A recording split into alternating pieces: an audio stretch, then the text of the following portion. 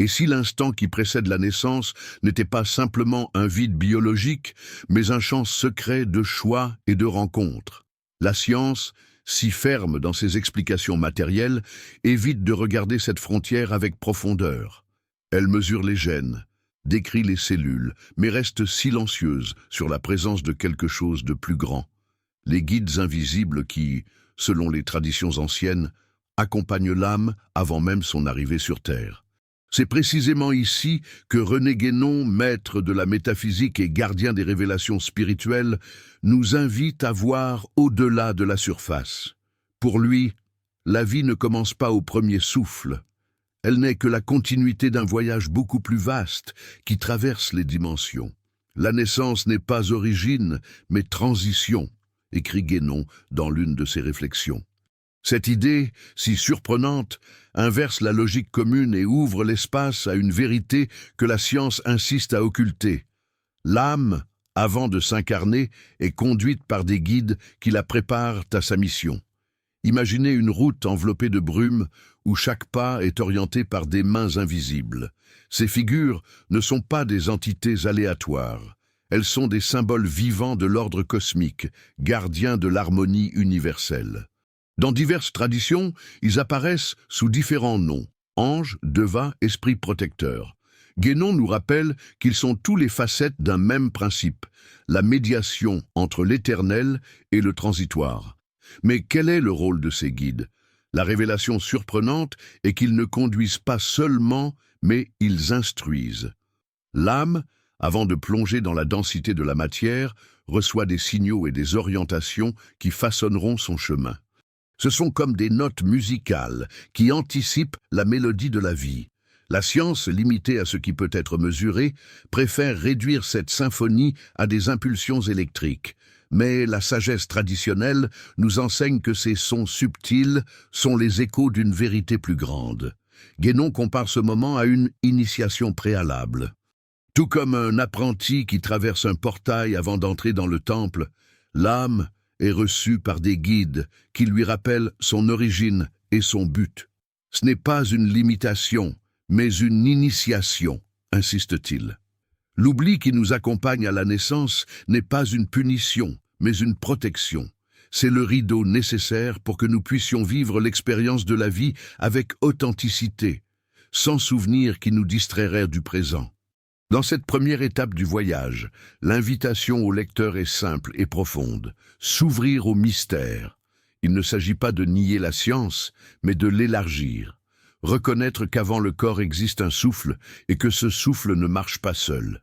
Pour sentir cette présence, une pratique simple peut être appliquée. Réservez quelques minutes quotidiennes en silence, respirez profondément et imaginez-vous entouré d'une lumière douce qui vous guide. Peu importe si vous la voyez comme un ange, une énergie ou simplement comme un sentiment.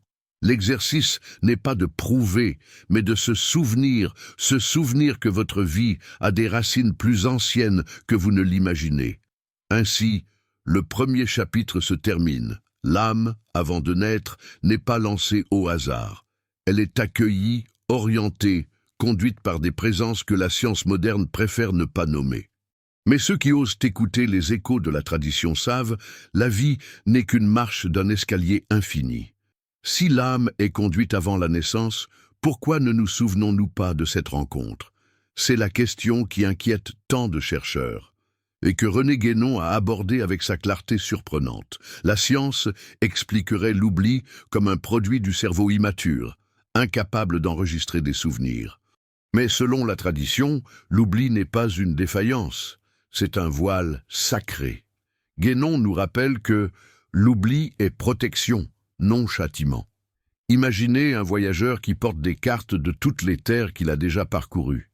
S'il apportait toutes ces cartes dans son nouveau voyage, il serait surchargé et peut-être incapable d'apprécier le chemin présent. Il en va de même pour l'âme. Elle a besoin de liberté pour expérimenter, sans les liens des souvenirs cosmiques.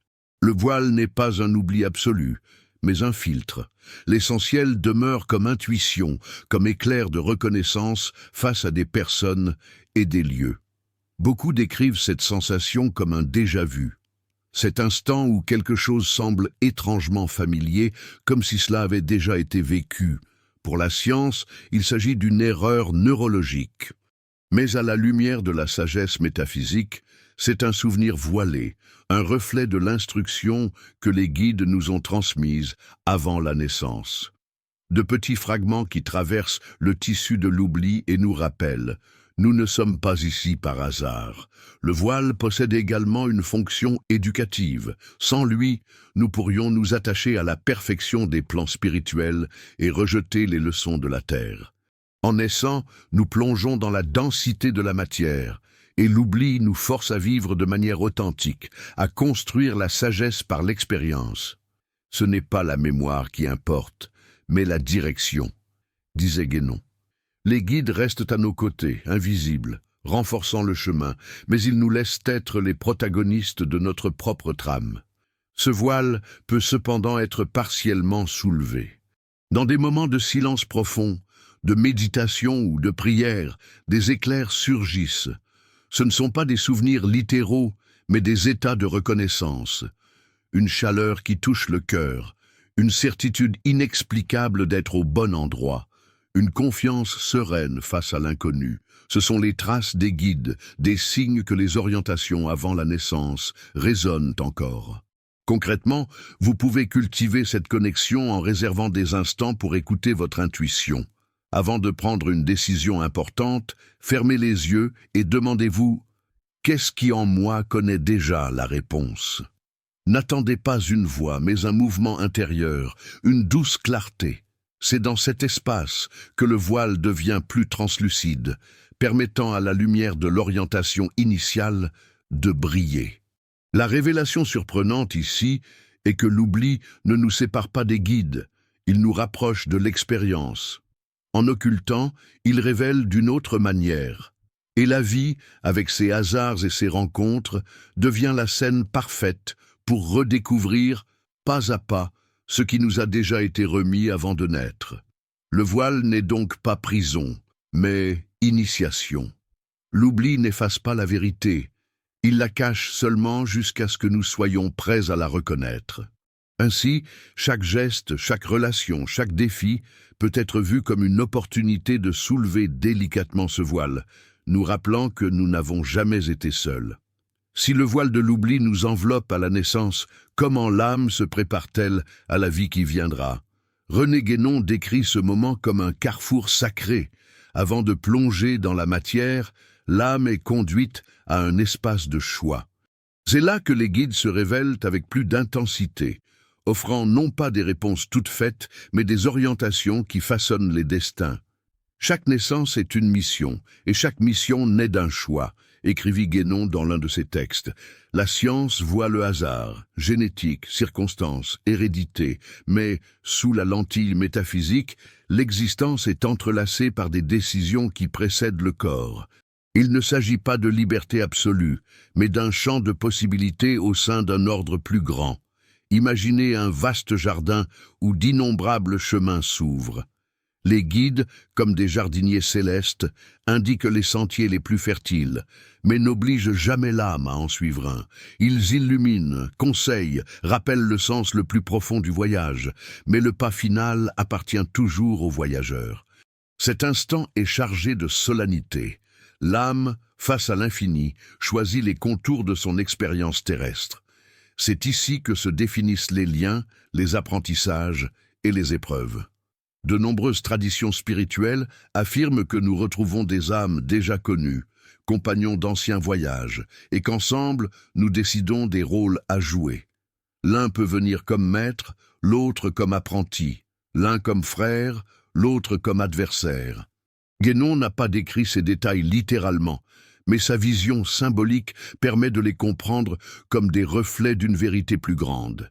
La vie est tissée par des liens qui transcendent une seule existence. La révélation surprenante est que les choix ne sont pas arbitraires, mais des résonances de notre essence. Les guides ne font qu'écho à ce qui pulse déjà au plus profond de l'âme. Quand nous choisissons, ce n'est pas seulement une décision future, mais la reconnaissance d'un appel ancien. C'est comme si le destin était moins une imposition est plus une retrouvaille. Ce qui viendra vibre déjà en nous, rappelle Guénon. Pour ramener cela au quotidien, pensez aux fois où vous avez ressenti une attraction inexplicable pour une cause, une personne ou un chemin. La science l'explique peut-être comme un conditionnement psychologique, mais à la lumière spirituelle, ce sont des éclairs du choix fait avant la naissance. Ce sont des signes que vous répondez à l'appel originel, même inconsciemment. Un exercice pratique pour cultiver cette perception est d'observer vos enthousiasmes les plus profonds. Demandez-vous, à quel moment est-ce que je sens que ma vie prend sens? Notez ces instants, aussi simples soient-ils, et reconnaissez en eux la voix des guides qui résonne à travers le choix primordial. La vie alors cesse de paraître une séquence de hasard et se révèle comme la partition d'une musique composée dans le silence prénatal.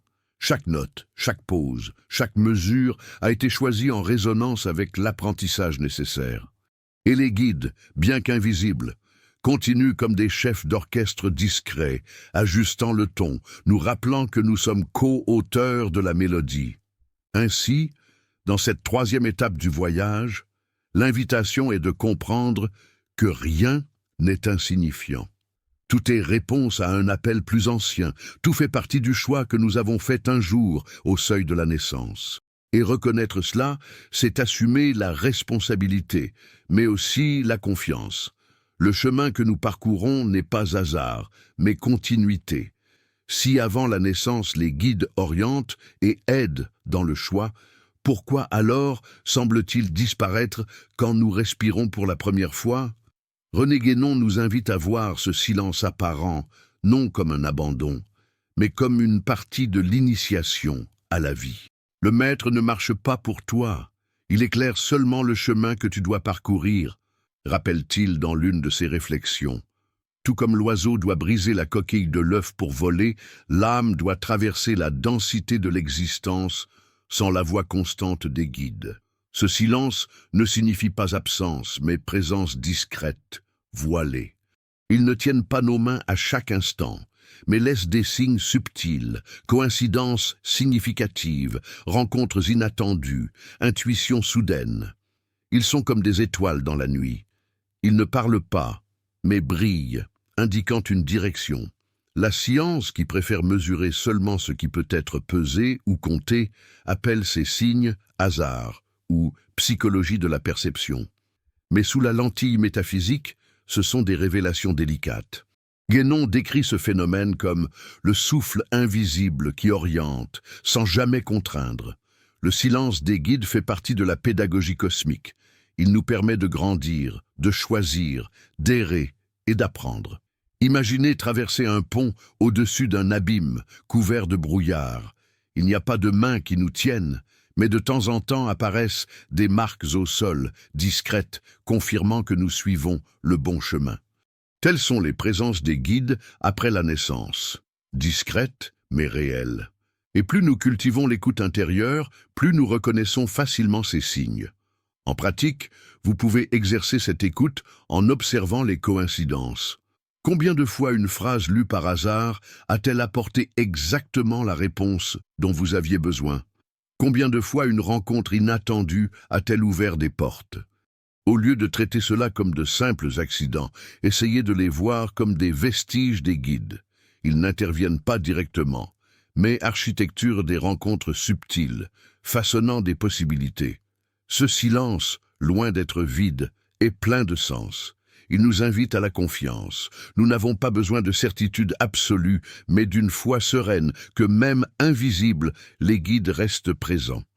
Guénon disait que la vraie force est de marcher sans voir, mais en sachant qu'il y a un sens. C'est dans cet espace que nous mûrissons, transformant l'inconnu en confiance. La révélation surprenante est que le silence des guides est, en réalité, le plus grand de leurs enseignements. Il nous prépare à percevoir que le vrai guide habite aussi en nous, comme étincelle de l'ordre divin. L'externe fait silence pour que l'interne s'éveille. Ce qui semblait absence est, en réalité, invitation à la connaissance de soi, à l'éveil de la conscience. Ainsi, dans cette quatrième étape du voyage, nous apprenons que nous ne sommes pas seuls, même quand nous n'entendons pas de réponse claire. Le silence fait partie de la musique, la pause qui donne sens à la mélodie. Et dans ce silence, nous découvrons la vérité surprenante. L'âme n'est jamais abandonnée. Elle apprend simplement à reconnaître, dans sa propre marche, la lumière qu'elle a déjà reçue avant de naître. Si jusqu'ici nous avons parlé de guide, de voile et de choix, il nous reste à comprendre l'étendue de ce chemin. Que signifie vivre ? En sachant qu'avant la naissance, nous avons reçu des instructions invisibles et que même en silence, nous sommes accompagnés. René Guénon, dans ses révélations les plus profondes, rappelle que la vie n'est pas un point d'arrivée mais un passage. La naissance n'est pas un début absolu et la mort n'est pas une fin. Les deux sont des portails d'une traversée continue. Dans cette dernière étape du récit, nous trouvons la compréhension que les guides ne se limitent pas au seuil prénatal. Ils nous accompagnent dans différents plans de l'existence, adaptant leur présence selon nos besoins. Si avant la vie, ils nous ont orientés pour choisir, pendant la vie, ils font silence pour nous fortifier, et après la vie, ils se manifestent à nouveau pour nous accueillir. C'est un cycle de soins qui se renouvelle, comme le soleil qui se lève, se couche et revient. Cette vision surprenante révèle que le voyage est plus grand que ce que la science ose admettre. Nous ne sommes pas seulement en train de survivre sur une planète. Nous sommes des voyageurs dans une aventure cosmique, conduits par des mains invisibles qui nous rappellent notre origine transcendante. Chaque difficulté, chaque joie, chaque lien humain fait partie d'une pédagogie spirituelle, dont l'objectif n'est pas la punition mais l'évolution. En pratique, vivre cette conscience signifie cultiver 3 attitudes. Gratitude, reconnaître que chaque rencontre, aussi simple soit-elle, peut être l'écho d'un choix antérieur guidé avec amour. Écoute, être attentif aux coïncidences, aux rêves, aux intuitions qui surgissent comme des éclairs du soin invisible. Lâcher prise. Avoir confiance que le silence des guides n'est pas absence, mais preuve de confiance en notre capacité à apprendre et à grandir. En adoptant ces postures, la vie cesse d'être vue comme un chaos aléatoire et devient une danse sacrée. La souffrance n'est pas niée, mais prend sens. Elle fait partie du processus de polissage de l'âme. La joie n'est pas seulement un plaisir passager, mais un signe que nous sommes en harmonie avec la mission choisie. L'amour, enfin, devient la preuve vivante de la présence de ces guides qui ont toujours pointé vers l'union et jamais vers la séparation. Guénon relie cette vérité aux traditions universelles, de l'Égypte aux Védas, du christianisme à la philosophie platonicienne. Toutes parlent d'êtres de lumière, de messagers ou d'intermédiaires entre le ciel et la terre. Cette universalité est la marque qu'il ne s'agit pas d'une imagination culturelle isolée, mais d'un savoir profond qui traverse les peuples et les temps. Ainsi, nous arrivons à la révélation finale. Avant la naissance, nous n'avons pas été lancés au hasard. Nous avons été préparés, conduits et rappelés de notre essence. Durant la vie, nous ne marchons pas orphelins, nous apprenons à écouter dans le silence. Après la vie, nous ne serons pas laissés dans l'ombre, nous retrouverons la lumière de ceux qui ont toujours été avec nous. Ce n'est pas la fin d'une histoire, mais le début d'une compréhension plus large. La vie quotidienne, ses gestes simples, ses conversations, ses choix, peut être transformée par le souvenir de cette vérité. Nous sommes guidés, et quand nous vivons conscients de cela, chaque acte devient semence de paix, chaque pas, une révélation. C'est dans cet esprit optimiste et universel que ce récit se termine. Non pour clore, mais pour ouvrir. L'avenir n'est pas un mystère effrayant, mais une continuité sereine. Que vous, lecteurs, puissiez appliquer ces leçons maintenant, en reconnaissant dans le souffle de l'instant présent l'écho des guides qui ont toujours été à vos côtés.